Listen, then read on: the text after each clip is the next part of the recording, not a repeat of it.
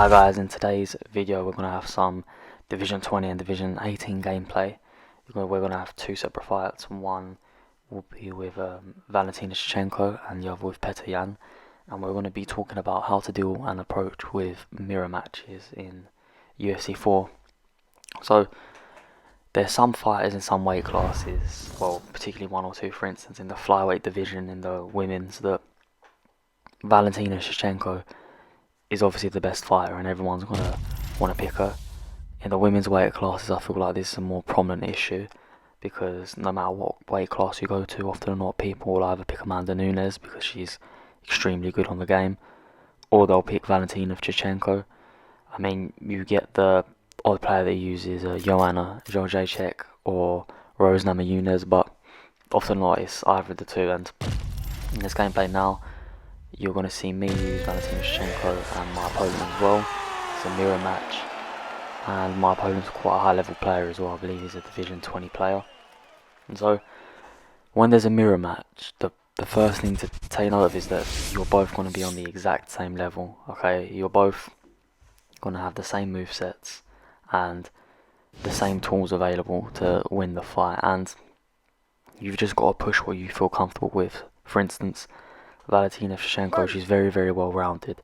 So going into the fight right now, I know my opponent's going to do one of two things. My opponent's either going to look to take this to the ground because he might feel like he can dominate me on the ground. And I mean, Valentina, she's very versatile. No matter where you take the fight, she'd be good. So maybe this isn't the best example of her, but often or not, if you're in a mirror match, let's say with Yan, because he's going to be the next gameplay clip you're going to see. Although he's a boxer, if you're both going in with a mirror match, your opponent may try to wrestle you because they may believe their wrestling's better than yours, and where you're picking Yan, they think you want to stand up, so they're going to want to look to take you down and control you the rest of the fight. So what I do when I approach these fights is I want to see where my opponent wants to take it. Are they just going to try to grapple me? Are they going to stand with me? And if they stand with me, they're going to have the exact same tools. So I try to push the pace and I try to show my boxing better. And what you want to do is you want to give them a reason to be worried on the feet or on the ground. So if the fight goes to the ground, you're going to want to show them that you're better on the ground, because you're the same fighter. There's no, it's going to be about your skill difference. Realistically, it's going to be about your fight style. That's going to play the big factor here. And here right now you can see my opponent is we're both staying on the feet. I think he occasionally tries to clinch, which is probably to shoot for a takedown, and we're both in boxing range and we're having a good fight here. I mean, my opponent's a high level player and I wanted to make him uncomfortable on the feet. I didn't want to be the first one to shoot for a takedown. Obviously, being a 5-round fight, I don't really shoot takedowns in the first round unless I have to. And as you can see, we're having a lot of exchanges here and my opponent's doing a nice job, but he's not making me feel uncomfortable on the feet, and that's the problem. I'm starting to get comfortable, and as you can see, shoots for the takedown here and I deny it. And with Valentina, obviously a lot of people will shoot takedowns anyway, but where it's a mirror match, I'm assuming he wants to see how good I am on the ground. You can see he's being very aggressive. I think he's trying to overhand break my block, which is a very common tactic that hopefully gets patched out. I'm trying to figure out what he's going to do. I mean, stand up wise, I'm now starting to get comfortable. He misses the kick there, and that kick's awful to miss because he's going to put me in danger. As you can see, I'm starting to unload more here. I hit him with a beautiful teep head kick, get on top for the ground and pound, and manage to finish the fight. So with this example, Valentina's obviously extremely versatile and extremely well rounded. Therefore, most fighters may look to take it to the ground anyway because she has good ground game stats. But when you're using fighters such as Yan, which is in the next clip, your opponent is always going to do one of two things in a mirror match. They're either going to look to dominate you in the area in which the fighter is strongest. So if you're picking Yan, he's boxing.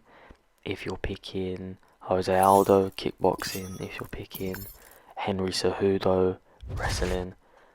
Jacare Sosa, Jiu-Jitsu. they're going to try to dominate you in the actual player's strength, or they're going to choose to dominate you in the exact opposite because that's the weaker area. So if you're using someone like Damian Maya, you're going to expect a high jiu-jitsu game. That's what you're going to expect. There's going to be a high volume of jiu-jitsu, but your opponent might choose to stand with you. I mean, if you ever have Jacare Souza mirror matches, you'll see that a lot of time, because you're both equally as dangerous on the ground, your opponent's going to want to keep it on the feet. So that's something you've got to bear in mind, is you're either going to get one of those two things, and you'll be pretty much able to tell after the first round or during the first round whether your opponent's going to want to stand with you, if that's the character specialist, or if they're going to want to look to go to the ground and dominate you because that's the weakness and they want to capitalise on that weakness.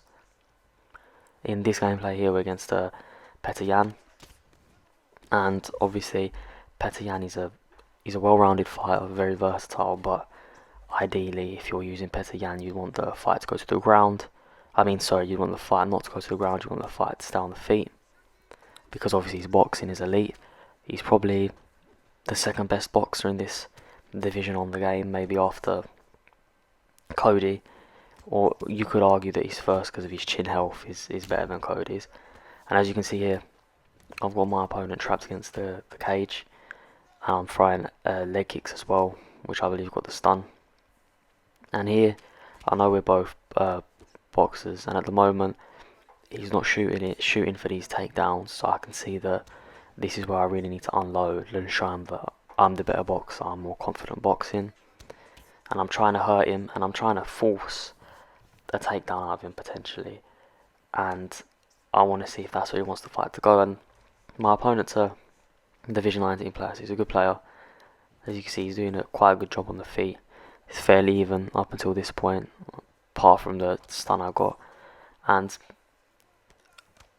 with mirror matches, you can be comfortable in the sense that now you're both at the exact same level. There's nothing he'll be able to throw that you can't see come in, or that you don't have the skill set to throw back, because you're both using the exact same fighter. And this will ultimately come down to who's got either the better game plan, the better fight IQ, or is just better at the game, because you can be worse at the game but have a better game plan and end up winning.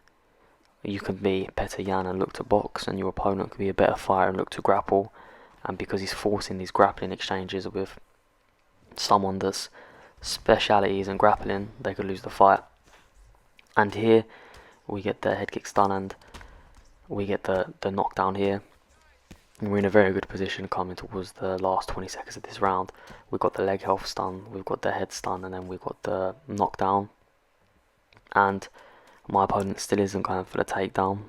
Granted, there's only however many seconds left, but I can see that my opponent wants to keep this standing, and that's good because obviously I'm comfortable standing up, and with Petr Yan, that's what you want to do.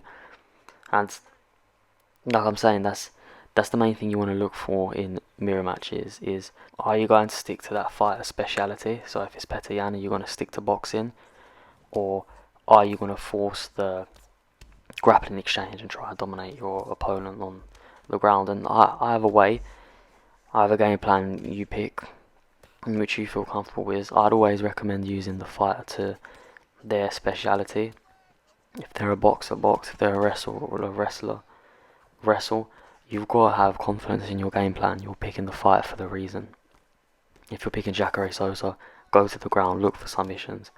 Yes, your opponent's going to be just as dangerous, but that's the speciality. That's why you picked that fighter. Do not be forced into changing your whole entire game plan just because your opponent's picked the same fighter, because that's going to cause more negatives than positives for your game plan. You're going to have to box with whichever fighter that's a wrestler, and you're not going to feel comfortable.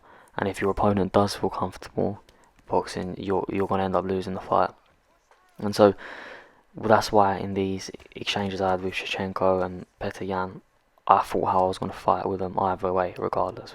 With Petr Yan, I'm standing up and I'm looking to do damage with the boxing and occasional kicks and leg kicks.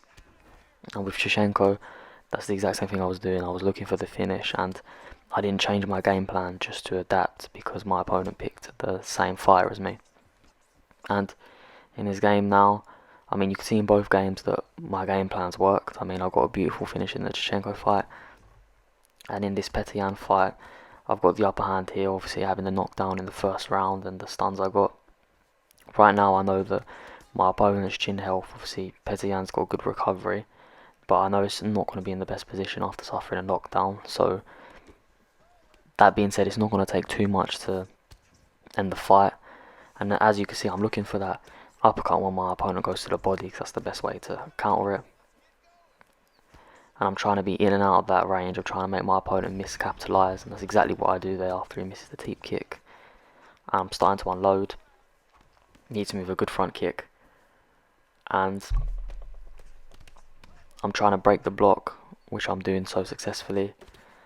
And right now I'm looking for the finish.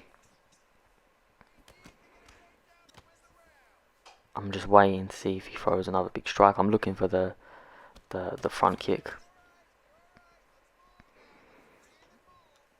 And my opponent, he's a bit gun shy because obviously he's taken a lot of damage right now, and it's not going to take too much to put him out. Hit him with the front kick. I'm breaking the block here. Hit him with the left hook to get the drop. I avoid not going on the ground because I've got the advantage on the feet. Get another knockdown, hit him with the teep, and that's the fight. So thank you so much for watching. Please like, comment and subscribe, and I'll catch you next time.